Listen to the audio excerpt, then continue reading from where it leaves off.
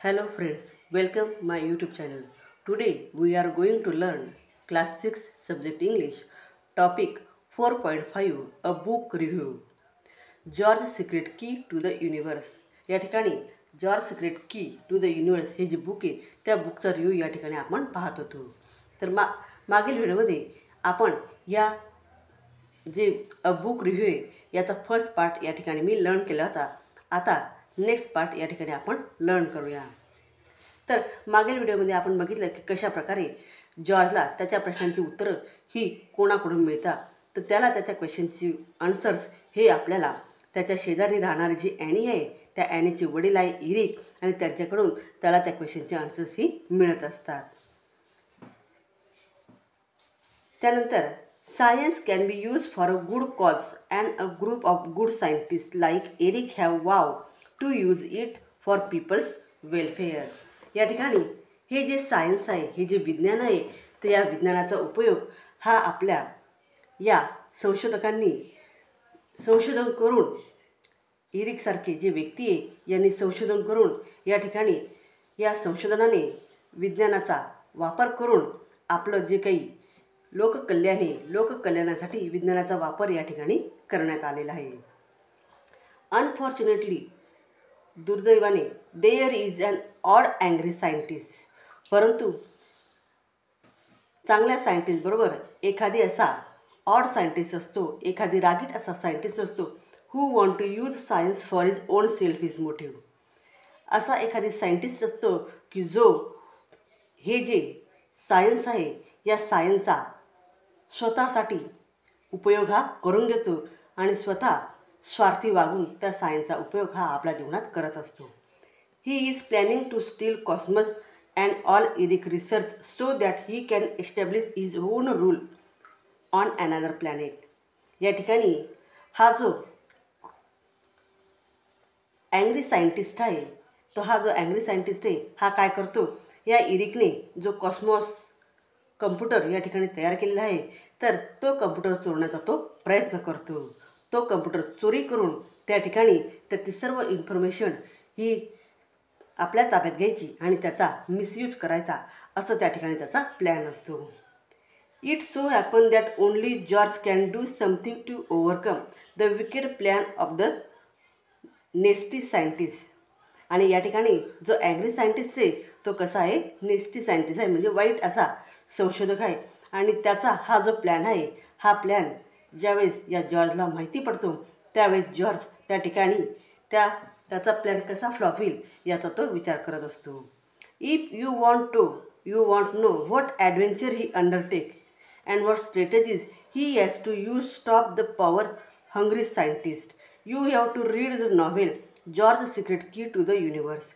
या ठिकाणी if you want to know, जर तुम्हाला माहीत असेल व्हॉट ॲडव्हेंचर असे वेगवेगळे ॲडव्हेंचर्स असे वेगवेगळ्या कामगिऱ्या ही अंडरटेक अँड वॉट स्ट्रॅटेजीज तर त्या सर्व कामगिरींना आपण अगदी योग्य प्रकारे त्या कामगिरी आपण योग्य प्रकारे मांडल्या पाहिजे आणि व्यवस्थित या ठिकाणी त्यांचा यूज हा केला पाहिजे. He has to use to stop the power hungry scientist. परंतु हे जे सायन्स आहे या सायन्सचा जो हा नेस्टी सायंटिस्ट आहे, जो वाईट असा संशोधक आहे व्यक्ती आहे तो वाईट व्यक्ती या सायन्सचा मिसयूज करतो, गैरवापर करतो.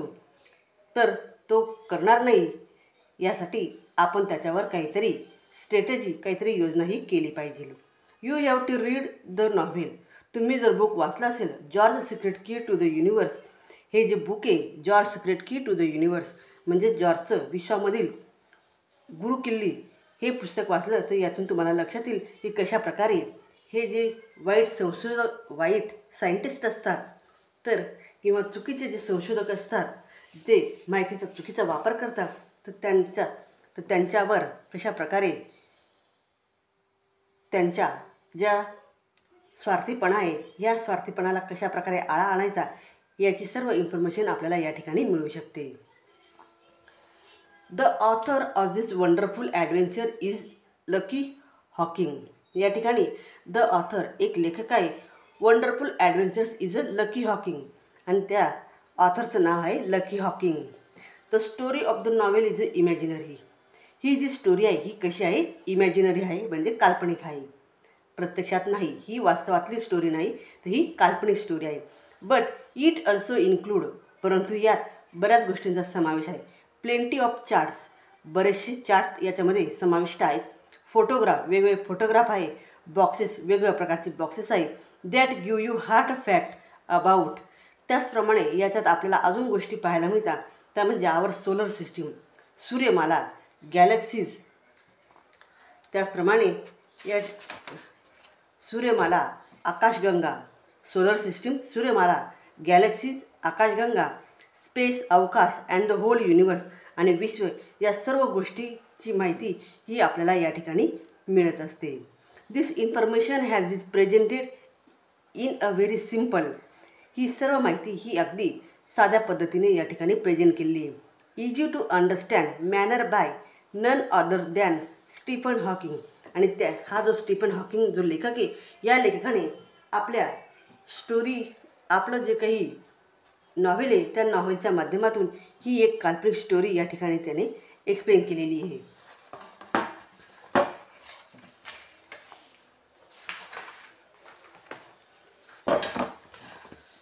हू is said to be one of the greatest scientist of our times. त्या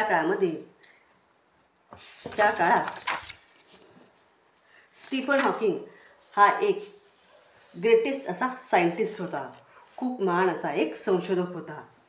his achievement are all more astounding as he is a victim of many physical एल्मेंट.